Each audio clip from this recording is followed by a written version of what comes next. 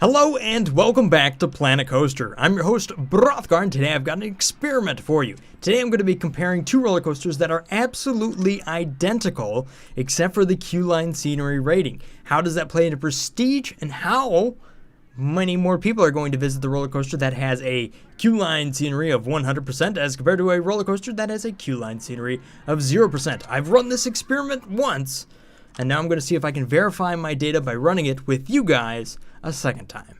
So the first step here is to clear my park, and as you can see, I have 3,909 people in here. The reason I have so many people in here is because I've placed a lot of these golden treasure chests, which is a very expensive item, but that also creates a huge scenery rating. So if you look at my park here, my scenery rating is 1,918, therefore drawing in many people to my park that, quite frankly, have absolutely nothing to do, but they just won't leave my park.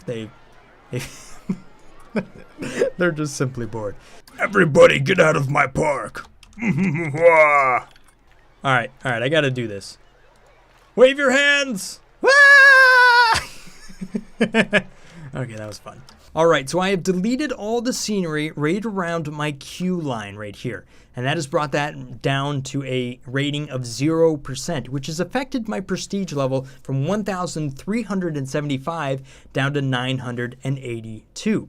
So what I'm going to be doing is opening this park, filling it up with people, and then opening both of these rides at the exact same time and running it at 3x speed for 5 minutes and counting the difference in lifetime guests between the two roller coasters. Both of these roller coasters will have a traffic jam in front of them, and the ride will consume as many people as you can put onto the roller coaster because that's how it's designed to work, because it can fit a ton of people on there.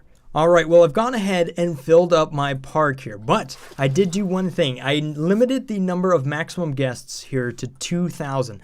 Reason being because once you get 4,000 or so people in here, it really doesn't matter what you do. There's just so many people that the test would take forever. What I want to do is give all 2,000 people a chance to either go on this ride or this ride and get to the point where they're doing nothing but wandering around in my park. So, without further ado, both of these rides are open right now. Nobody is in line, but people are waiting to get on. So let me go ahead and start this up. All right, so right off the bat, we're gonna see a ton of these people getting on here. And they're gonna fill on.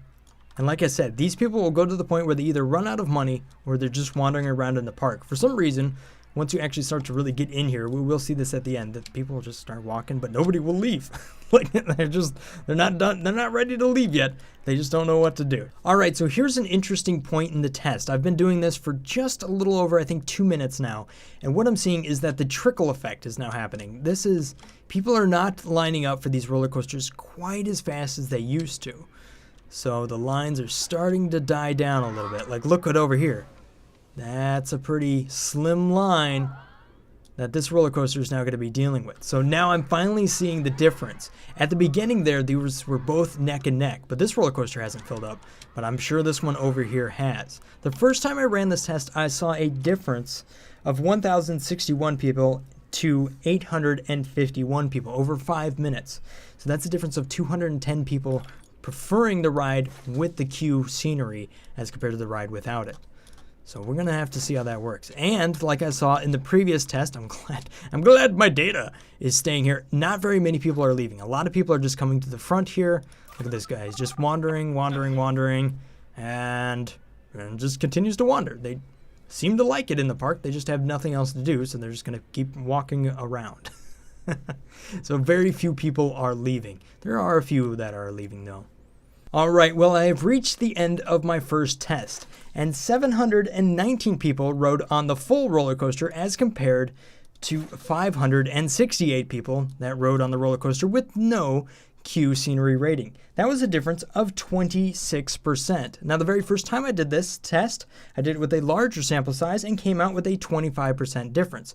So 1 in 4 people are preferring that you go on the roller coaster that has the Q scenery rating. And the prestige difference here is about 40%. So I'm not sure if that number itself makes the huge difference. I think it's just more of an indicator of how attractive your ride is. But what we can see here is that there's a significant difference between two roller coasters that are equally good to ride. However, their presentation made a big difference. All right, I have one last test, and that is to run both of these roller coasters, but with the exact same prestige rating. So in order to do that, I'm just going to go to my blueprints, type in gold here. And this just is a block of these super expensive scenery parts. And if I drop this down next here to my Q line, and what we should see is, boom, that jumped up to 100%.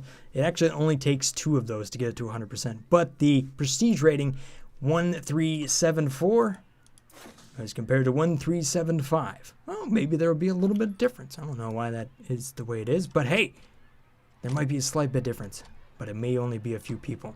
All right, well, I have finished up the last control test, and on my full roller coaster over here, I had 738 riders, and on the other one, I had 721.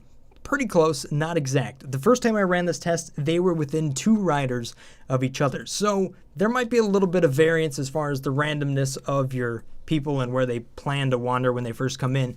But however, they're both very, very close. The big takeaway, though, is by putting some stuff next to your queue line, we saw that big difference right there. And that is, you can increase the amount of people that will visit your roller coaster by 25%.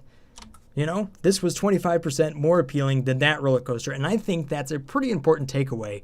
So make sure you go ahead and throw some trees down or throw a little bit of scenery down next to your queue line right there, and you will have a lot more riders on your roller coaster. And it will do a lot to increase your prestige numbers. I think the other thing is that this also opens up another question of, maybe for another tutorial, of how many people you can fit into a queue line. Maybe there's ways of optimizing this rather than creating large traffic jams in front of your roller coaster. What is the most optimal way to fill up a queue line?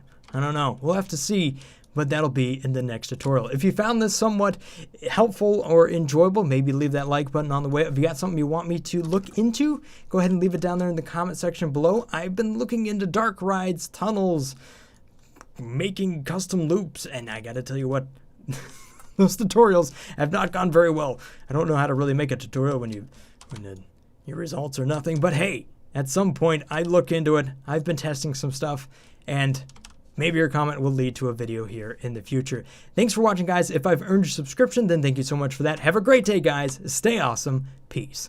Brothgar out.